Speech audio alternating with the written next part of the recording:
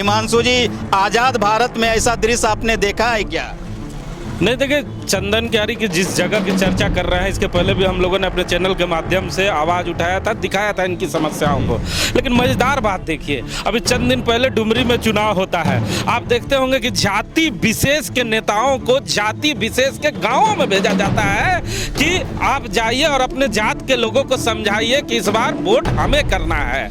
लेकिन जैसे ही चुनाव समाप्त होता है, नेताजी गायब हो जाते हैं। अब ये जो जिस जाति से आते हैं, बड़ा मजेदार बात है कि ये रजवार जाति से आते हैं और चंदन क्यारी से आते हैं। और चंदन क्यारी में बड़ा नाम रजवार का कौन है ये मैं नहीं कहना चाहता, आप खुद जानते हैं। और 30 से 40 हजार वोट देकर उन्हें सेकेंड नंबर पर भी रखा जाता है। और उन्हीं के जात के लोग, उन्हीं के कौम के लोग आज सड़कों पे आ गए हैं, डीसी कार्यालय में आ गए हैं और साहब नाजारत है। तो साहब अगर नाजारत है तो साहब को अब ये सोचना होगा कि जब अपने ही कौम के लोगों की रक्षा सुरक्षा और उनकी आवाज को बुलंद नहीं कर पा रहे हैं तो साहब काहे के हैं? अगर ऐसे साहब हैं तो इन साहबों की अब जरूरत क्या है?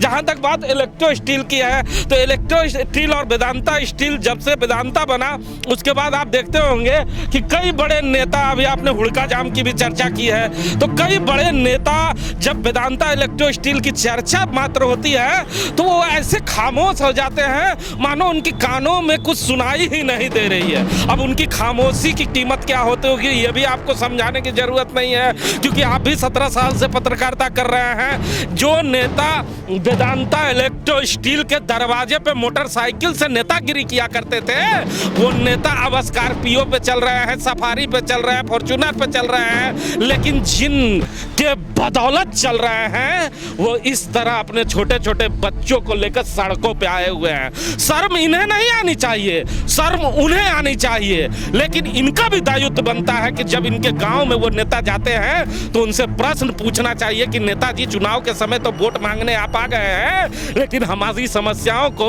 अब बताइए। 2023 में ये ग्रामीण और ये बच्चे आके सड़क पर डीसी कार्यालय के सामने ये आरोप लगा रहे हैं कि इनके बच्चों को पढ़ने के लिए स्कूल नहीं है।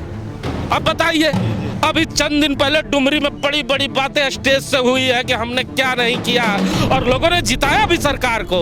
अगर सरकार अच्छा काम कर रही थी तो लोगों ने वोट दिया है। अगर लोगों ने जब वोट दिया और लोग मानते हैं कि अच्छा काम कर रहा था तो आखिर ये लोग झूठ बोल रहे हैं? अगर ये झूठ बोल रहे हैं तो अपने घर से निकलकर क्यों उस मालिक के पास आए हैं जिस मालिक के पास सब दवाई है? तो यह सोचने की आवश्यकता है कि इन लोगों को भी सोचने की जरूरत है और नेताओं को भी सोचने की जरूरत है कि अब उनकी खामोशी का मतलब अब लोग समझने लगे हैं, मीडिया समझने लगी है, आवाम समझने लगी है। हमारा कोई मकसद नहीं कि हम किसी नेता को बताएं, लेकिन जब ये कह रहे हैं कि हम अपने स्थानीय विधायक के पास गए, हम अपने जनप्रतिनिधियों के पास गए, तो आपको भी साहब ये सोचना चाहिए कि अब आपकी बहू बेटियों की इज्जत पे भी खतरा आने लगा है। अब उन्हें जाने से पहले चेक किया जाता है, आने से पहले चेक किया जाता है। जो जमीन देने के लिए इनके पास हाथ जोड़ के लोग गए थे, आज डंडा लेके वही लोग खड़े हैं। तो अब समझिए कि इनकी रक्षा कौन करेगा?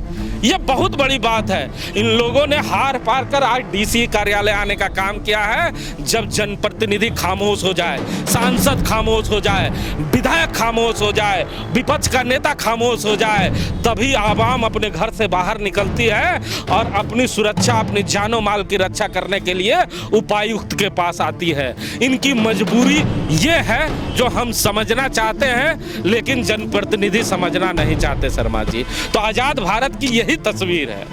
तो बिल्कुल आजाद भारत की आप सामने तस्वीर देख रहे हैं। जनप्रतिनिधि खामोश जरूर हो गए वेदांता इलेक्ट्रो स्टील में, लेकिन अब खुद जन जो है अपने समस्या को लेकर जिले के मालिक के पास यहाँ आए हुए हैं। छोटे छोटे बच्चे आए हुए हैं, प्यासे हैं, भूखे हैं, लेकिन इन्हें उम्मीद है कि जिले के जो मालिक हैं इनकी समस्या को सुनेंगे और वेदांता इलेक्ट्रो स्टील में जो कुछ चल रहा है उस समस्या को हल करने का काम जिले के उपायुक्त महोदय अवश्य करेंगे।